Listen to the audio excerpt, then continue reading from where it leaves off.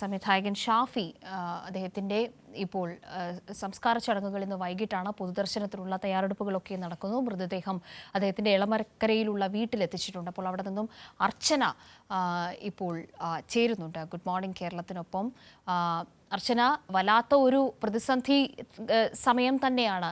ഏറ്റവും ജനപ്രിയ സിനിമകൾ, ഒരുപക്ഷെ നമ്മുടെയൊക്കെയും കുട്ടിക്കാലം മുതൽ ഇങ്ങോട്ട് കണ്ടും കേട്ടും ശീലിച്ച നിരവധി ഹിറ്റ് ഡയലോഗുകളൊക്കെയും പിറവിയെടുത്ത എത്രയോ സിനിമകളുടെ സംവിധായകനാണ്, അതിൻ്റെയൊക്കെയും സൃഷ്ടാവാണ് ഇപ്പോൾ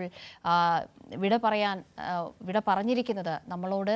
കുറച്ച് ദിവസങ്ങളായി അദ്ദേഹത്തിൻ്റെ ആരോഗ്യനിലയിൽ സാരമായ ആശങ്കകൾ ഉണ്ടായിരുന്നുവെങ്കിൽ കൂടിയും ജീവിതത്തിലേക്ക് തിരികെ വരാനുള്ള ഒരു പോരാട്ടമൊക്കെയും ഉണ്ടായിരുന്നു. വലിയ ആശാവഹമായ പുരോഗതിയൊക്കെയും പ്രതീക്ഷിച്ചിരിക്കുമ്പോഴാണ് ഇന്നലെ രാത്രി അർദ്ധരാത്രി പെട്ടെന്നാണ് അദ്ദേഹത്തിൻ്റെ വിയോഗ വാർത്ത തേടിയെത്തിയതും. സംസ്കാര ചടങ്ങുകൾ വൈകിട്ടാണ്. പൊതുദർശനം വീട്ടിൽ തന്നെ ആയിരിക്കുമോ?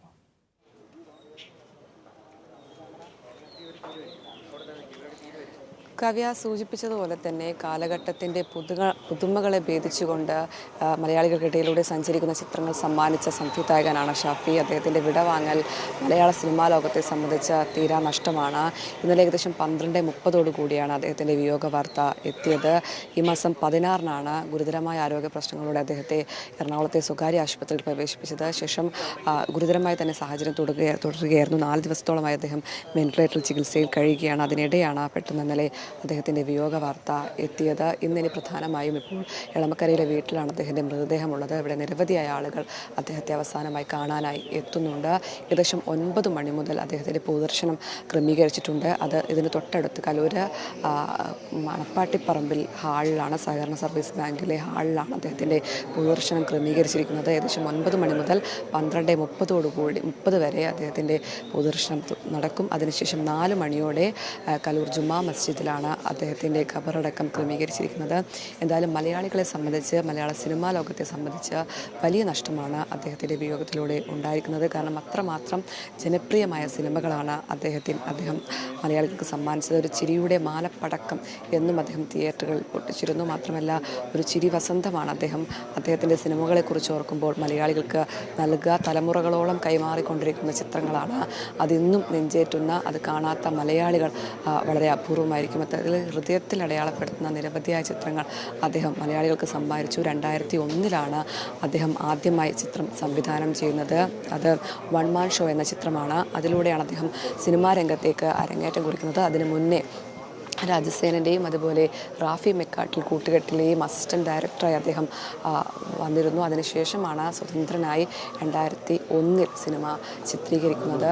മാത്രമല്ല അദ്ദേഹം കുട്ടിക്കാലം മുതൽ സിനിമയെക്കുറിച്ച് പഠിച്ചും അറിഞ്ഞും വരുന്ന ആളാണ്. കാരണം അദ്ദേഹത്തിൻ്റെ അമ്മാവനാണ് സിദ്ദിഖ്, റാഫി അദ്ദേഹത്തിൻ്റെ സഹോദരനാണ്. അങ്ങനെ ചെറുപ്പം മുതൽ അദ്ദേഹം കേട്ട് വളർന്നതെല്ലാം ഈ സിനിമയെക്കുറിച്ചാണ്.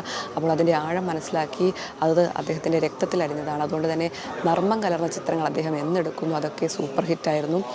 ആദ്യം പുറത്തിറങ്ങിയ സിനിമ, അതിനുശേഷമാണ് രണ്ടാമത്തെ ചിത്രമായ കല്യാണരാമൻ പുറത്തിറങ്ങുന്നത്.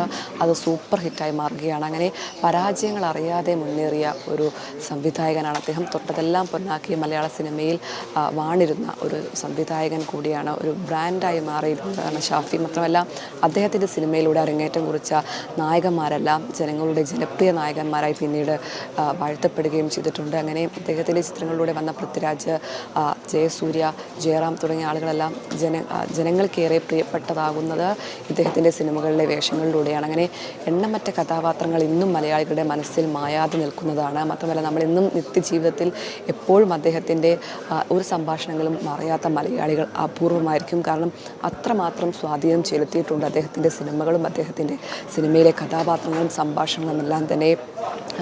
പോഞ്ഞിക്കര, അതുപോലെ സ്രാങ്ക്, ദശമൂലം ദാമു തുടങ്ങിയ കഥാപാത്രങ്ങളെല്ലാം തന്നെ മലയാളികൾ എന്നും ഓർത്തു വെക്കുന്നതാണ്. അങ്ങനെ തലമുറകളോളം ഓർത്തു വെക്കപ്പെടുന്ന ചിത്രങ്ങളാണ് അദ്ദേഹം മലയാളികൾക്ക് സമ്മാനിച്ചത്. ആ സംവിധായകനാണ് ഇപ്പോൾ വിടവാങ്ങുന്നത്. കാലഘട്ടത്തിനനുസരിച്ച് അതീതമായി അദ്ദേഹത്തിൻ്റെ സിനിമകൾ എന്നും മലയാളികളുടെ മനസ്സിലൂടെ സഞ്ചരിക്കുന്നു എന്നതാണ് ഏറ്റവും പ്രധാനപ്പെട്ടത്. മാത്രമല്ല മമ്മൂട്ടി ഒട്ടനവധി ചിത്രങ്ങളൊന്നും ചെയ്തിട്ടില്ലെങ്കിൽ പോലും വളരെ വിരലെണ്ണാവുന്ന ചിത്രങ്ങളാണെങ്കിൽ പോലും അതെന്നും മലയാളികളുടെ മനസ്സിൽ ഓർത്തു വെക്കുന്നതാണ്. അതിൽ അദ്ദേഹത്തിനെ സംബന്ധിച്ച് അദ്ദേഹത്തിന്റെ സിനിമാ രംഗത്ത് നൽകിയ സംഭാവനകളെ കുറിച്ച് പറയുമ്പോൾ അർച്ചന സൂചിപ്പിച്ച വാക്കുകൾ തന്നെയാണ്. അക്ഷരാർത്ഥത്തിൽ ഹിറ്റ് മേക്കർ ആയിരുന്നു. ഒരുപക്ഷെ ഇന്നത്തെ തലമുറ സമൂഹ മാധ്യമങ്ങളിലൊക്കെ നമ്മൾ തുടർച്ചയായി ഈ ട്രോളുകളുടെ കാലമാണ്.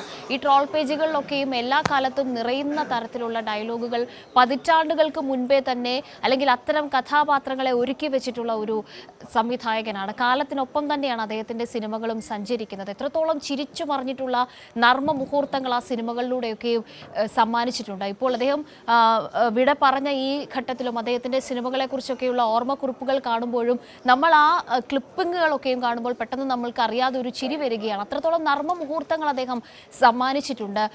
ഹിറ്റ് മേക്കർ എന്ന പദം എത്രത്തോളം അക്ഷരാർത്ഥത്തിൽ ശരിയായിരുന്നു സംവിധായകൻ ഷാഫിയുടെ കാര്യത്തിൽ അർച്ചന?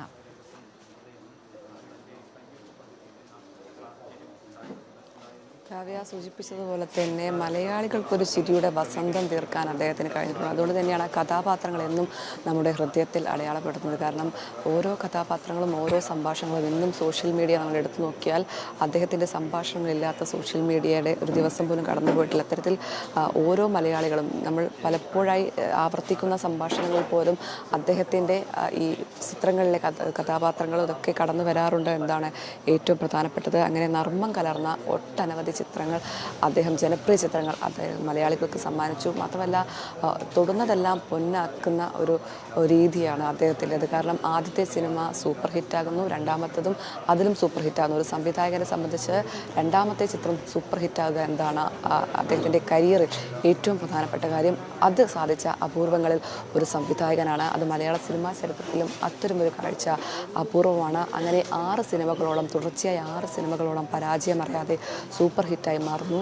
അത് സിനിമാ തിയേറ്ററുകളിൽ മികച്ച കയ്യടിയോടെ മുന്നേറിയ സിനിമ, അത് വർഷങ്ങൾക്കിപ്പുറവും നമ്മുടെ ഹൃദയത്തിൽ സൂക്ഷിക്കുന്ന സിനിമ, തലമുറകളായി കൈമാറുന്ന സിനിമ. ഇന്നും ആ സിനിമകളെല്ലാം തന്നെ ടെലിവിഷനിൽ എത്തിയാൽ അതായത് മണിക്കൂറുകളോളം ഇരുന്ന് അത് കാണാൻ തയ്യാറാകുന്ന മലയാളികളാണ് നമ്മളെല്ലാവരും തന്നെ. അത്തരത്തിൽ ചെറിയ കുഞ്ഞുങ്ങളടക്കം പ്രായഭേദമന്യേ അദ്ദേഹത്തിൻ്റെ സിനിമകൾ എന്നും ആസ്വദിക്കുന്നു എന്നാണ്. അതിൽ പ്രായഭേദമന്യേ തലമുറകൾ കൈമാറുന്ന ഒരു സിനിമയായി അദ്ദേഹത്തിൻ്റെ ചിത്രങ്ങൾ മാറുകയാണ്.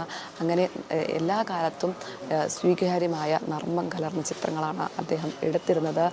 കഴിഞ്ഞ കുറച്ച് കാലം മുന്നേ അദ്ദേഹത്തിനോട് ചോദിച്ചു എന്തുകൊണ്ടാണ് ഇത്തരത്തിൽ സിനിമകൾ ഇപ്പോൾ ചെയ്യാത്തതെന്ന് പറഞ്ഞപ്പോൾ അദ്ദേഹം പറഞ്ഞത് കാലഘട്ടം മാറി, തൻ്റെ അത്തരം തമാശകൾക്ക് സ്വീകാര്യത കുറഞ്ഞു എന്നാണ്. പക്ഷേ അതല്ല, മലയാളികൾ എന്നും അദ്ദേഹത്തിൻ്റെ തമാശകളും അദ്ദേഹത്തിൻ്റെ സംഭാഷണങ്ങളും കഥാപാത്രങ്ങളും എല്ലാം ഓർത്തു വെക്കുന്നതെന്നാണ് ഏറ്റവും പ്രധാനപ്പെട്ടത്. ഇന്നും നമ്മുടെ നിത്യജീവിതത്തിലൂടെ നമ്മൾ കടന്നു പോകുമ്പോൾ അദ്ദേഹത്തിൻ്റെ ചിത്രങ്ങളിലെ കഥാപാത്രങ്ങളും സംഭാഷണങ്ങളും